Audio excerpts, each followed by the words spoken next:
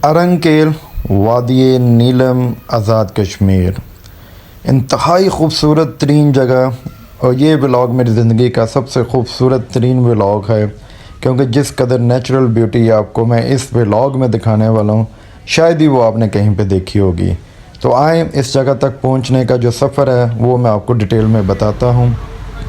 सबसे पहले आपको वादी नीलम जो कि आज़ाद कश्मीर का हिस्सा है, यहाँ तक पहुँचने के लिए इस्लामाबाद से मुज़फ़्फ़राबाद जाना पड़ता है, जो कि आज़ाद कश्मीर का कैपिटल है, दारुल खिलाफा है। इसके बाद मुज़फ़्फ़राबाद से आप वादी नीलम की तरफ चले जाते हैं और वादी नीलम की तरफ जाते हुए मुज़फ़्फ़राबाद से वादी नीलम तक जो दरियाए नीलम है ये आपके साथ साथ चलता है, बल खाता दरिया, और इसके इर्द गिर्द जंगलात जो कि इंतहाई थिक और घने जंगलात हैं। सब्ज़ा जो है भरपूर यहाँ पे मौजूद है। तो ये आपको एक खूबसूरत तरीन नज़ारे पेश करते हैं, जिसमें बुलंद व बाला पहाड़ भी मौजूद हैं और यहाँ के जो एक टिपिकल ट्रेडिशनल रिहाइश अकोमोडेशन जो घर बनाने का जो तमीराती अंदाज़ है वो भी डिफरेंट है। जैसा कि ये आप घर देख रहे हैं, ये लकड़ी का बना हुआ है, इसका छत, इसका फर्श, इसकी दीवारें लकड़ी की हैं। और ये अरंकेल, जब आप अरंकेल पहुंच जाते हैं जो कि शारदा से आपको आगे जीप करवा के जाना पड़ता है। अगर आपकी गाड़ी 4x4 है तो देन आप अपनी गाड़ी पे जा सकते हैं, अदरवाइज़ आपको जीप पे जाना पड़ेगा। यहाँ तक पहुँचने के लिए आपको, अगर आपकी कोस्टर है तो वो भी आप यूज़ कर सकते हैं।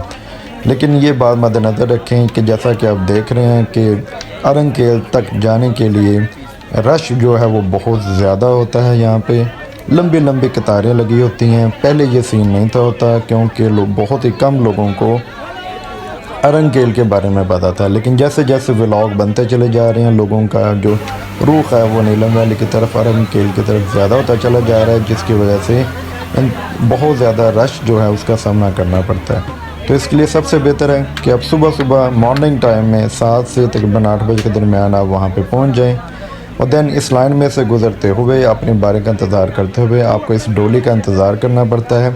और पूरे अरंकेल तक पहुँचने के लिए सिर्फ ये एक डोली है जो आपको अरंकेल तक पहुँचाती है, जिस वजह से रश ज़्यादा होता है वहाँ पे और जो पूरा दिन तकरीबन आपका वहाँ पे कंज्यूम हो जाता है। बहरहाल जो डोली है उसमें जो 6 पर्सन है वो बैठते हैं और फिर आगे जाते हैं। ये रास्ता जो है ये केल से अरंकेल का 2 किलोमीटर का बनता है, जो कि ये डोली जो है ये 1 किलोमीटर में ही तय कर लेती है। और खूबसूरत दरिया जो है वो इसके नीचे बहता हुआ आपको नज़र आता है। इसके ऊपर आपको बुलंद वाला पहाड़ जो हैं वो नज़र आते हैं, जो बर्फ़ से ढके हुए होते हैं। इसके अलावा थिक जंगलात, जो घने जंगलात हैं, ये आपको नज़र आते हैं। और इसके बाद आपको यहाँ से आधे घंटे की ट्रैकिंग यानी हाइकिंग करनी पड़ती है, पैदल चल के आपको ऊपर जाना पड़ता है। हम पहुँच चुके हैं जी केल से डोली जो है वो क्रॉस करके अरंकेल के ट्रैक पे।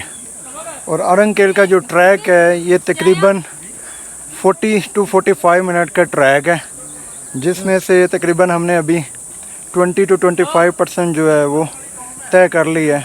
बाकी हमारा ट्रैक बाकी है और ट्रैक की जो सूरत हाल है वो भी आपको दिखा देते हैं।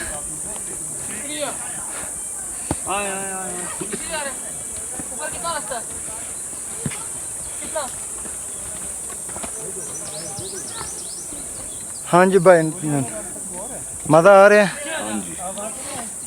चलो रोलते गए हैं, परचस भरी आएगी। जैसा कि आप देख रहे हैं, जो हाइकिंग करते हुए बहुत से जो मम्मी डैडीज़ लोग होते हैं जो कि कभी पैदल नहीं चलते, हर वक्त बैठे रहते हैं, उनके लिए काफ़ी दुश्वारी का सबब बनते हैं। और हमें भी, क्योंकि हमारे भी 2 कोस्टर हमारे साथ थी, इस वजह से हमारे टूरिस्ट जितने भी हैं उनको साथ में रखना, उनको कंबाइन करना, इकट्ठे लेके चलना और सबको ऊपर तक पहुंचाना एज अ टूरिस्ट गाइड जो है हमारी ज़िम्मेदारी होती है। तो इसलिए हमें भी इनके साथ आस्ता आस्ता चलना पड़ता है।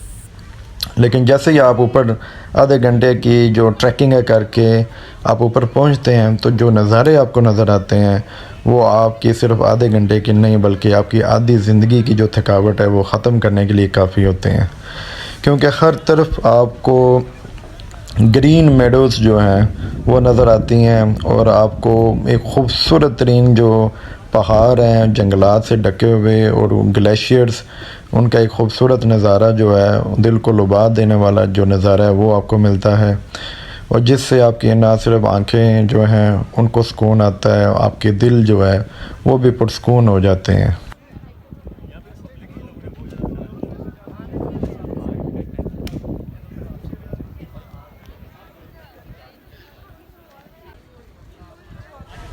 जैसा कि आप देख सकते हैं कि बादल जो हैं वो साया करते हुए कहीं कहीं जगह पे जंगलात पे साया डालते हैं, जिससे ख़ूबसूरती और ज़्यादा बढ़ जाती है। और इसके अलावा हमारे अपने जो टूरिस्ट थे वो हमारे बिखरे पड़े हैं हर तरफ, तो ग्रुप बना के जनाब वो सब के सब घूम रहे हैं, और सबको अपने नज़र में रखना भी हमारी ज़िम्मेदारी होती है, और सबको साथ लेके चलना भी।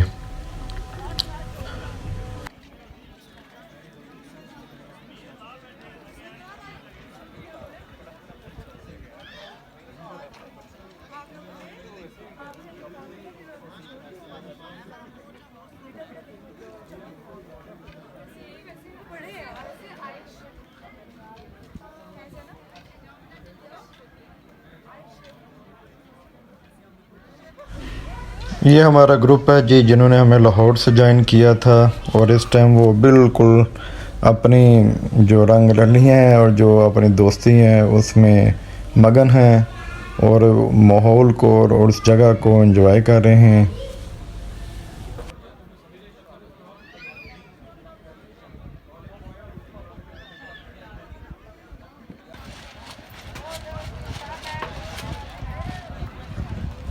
एक चीज़ जो यहाँ पे आपको देखने को मिलेगी कि यहाँ पे जितने भी हट्स बनाए गए हैं, जो होटल्स बनाए गए हैं, जो रेस्टोरेंट्स बनाए गए हैं, वो टोटली वुड के बने हुए हैं, लकड़ी के बने हुए हैं, और उसके जो दीवारें हैं वो भी लकड़ी की हैं, छत भी लकड़ी का होता है, उनका फ़र्श भी लकड़ी का होता है। आसमान जो है वो देखें खूबसूरत बादलों से ढका हुआ, ठंडी हवाएं जो हैं वो देता हुआ, और इर्द गिर्द जो है वो आपके जब जंगलात होते हैं वो सब सब्ज़ होते हैं और दरख्तों की भरमार होती है। अच्छा, ये जो जितने जंगलात आप देख रहे हैं, अगर आप नारंग कागान की तरफ जाते हैं या कलाम की तरफ जाते हैं, चित्राल की तरफ जाते हैं, हुंजा की तरफ जाते हैं, तो आपको इस कदर जो घने जंगलात हैं वो देखने को नहीं मिलते। तो वादी नीलम की जो सबसे ख़ुसूसी बात यही है कि ये एक ऐसा इलाका है जहाँ पे आज भी जो नेचुरल ब्यूटी है, जो कुछ जंगलात हैं, वो देखने को काफ़ी बड़ी तादाद में वो मिल जाते हैं। अदरवाइज़ हमारे पाकिस्तान के जितने भी इलाके हैं वहाँ पे जो है जंगलात की कटिंग की वजह से, जो गैर कानूनी जो कटिंग होती है उसकी वजह से काफ़ी ज़्यादा जो है वो ख़त्म हो चुके हैं।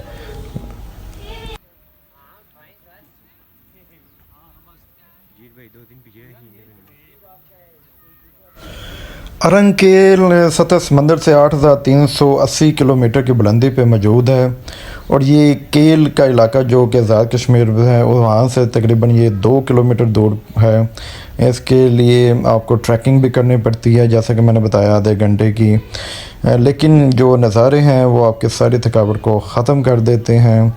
और इसकी अपोजिट साइड पे, इन पहाड़ों की बैक साइड पे जो है वो मकबूजा कश्मीर है।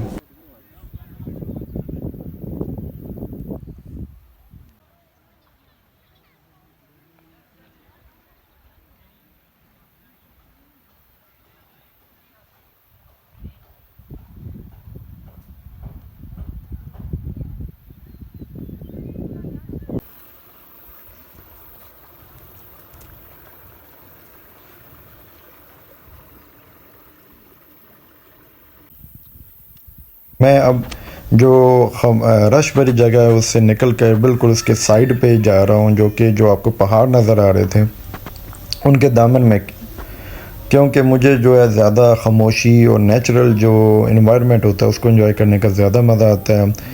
रश वाली जगह तो देखें आप अपने सिटीज़ में भी इंजॉय कर लेती हैं, लेकिन जो असल मज़ा है इन इलाकों का, जब आप रश वाली जगह से साइड पे चले जाते हैं तो वहाँ पे आपको प्योर नेचर जो है वो मिलती है। जो आबो हवा होती है वहाँ की, जो परिंदों की आवाज़ है, जो खामोश बड़े बड़े दरख्त जो हैं उनका लाइन में खड़े होना जो है, यही वो चीज़ें हैं जो आपको अपनी तरफ अट्रैक्ट करती हैं, और आपका दिल ही नहीं करता कि आप वापस जाएं कभी।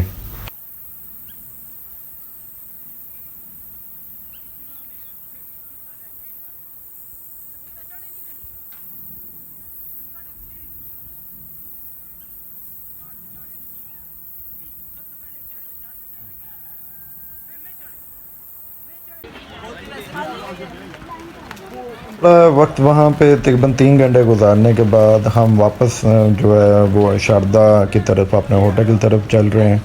और अब हमें ट्रैकिंग जो करते हुए ऊपर गए थे, अब हमें नीचे उतरते हुए रश का सामना करना पड़ता है।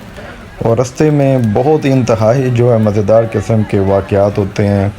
एक तो बारिश जो है वो स्टार्ट हो जाती है हल्की फुल्की, और फिर ये जो बैंसें हैं इन्होंने काफ़ी जो है वो उस मौसम को ज़बरदस्त और इंजॉयबल बना दिया था, क्योंकि वहाँ पे सिर्फ एक ट्रैक बना हुआ है और रास्ता था नहीं। तो ये वहाँ की बैंस में ये उसी रास्ते से उन्होंने नीचे जाना था, और वहाँ पे सारे जो लोग हैं, स्पेशली जो गर्ल्स हैं और मम्मी डैडी बच्चे जितने होते हैं वो इनसे डरते हैं। तो उसकी वजह से एक अच्छा इन्वायरमेंट जो कि अम्यूज़ेबल था, जो कि इंजॉयबल था, वो देखने को मिला। इस तरह कहेंगे तो वो आगे, इस तरह कहेंगे ना तो वो आगे मेरी लाइन भैया यार, लाइन का इशू कोई नहीं, पहले ला लेंगे। Thank you. नहीं अभी नहीं है, पहले आ गया था ना उसकी जगह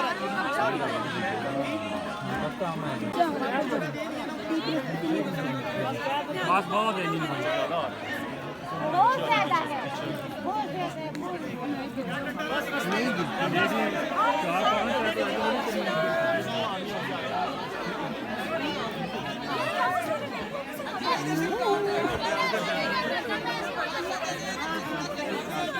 यार नहीं कुछ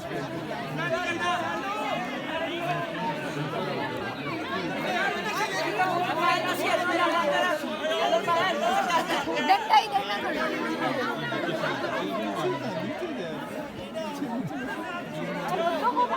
बंदूक जानवरों का मुकाबला।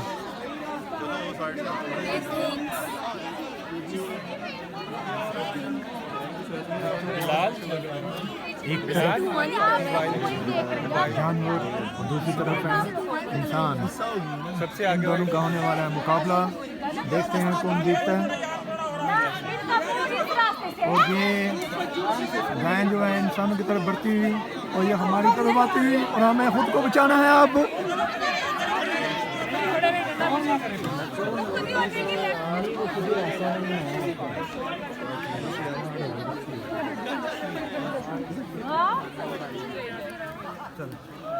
हम ज़्यादा तो अक्लमंद वो हैं। चलो चलो चलो चलो चलो।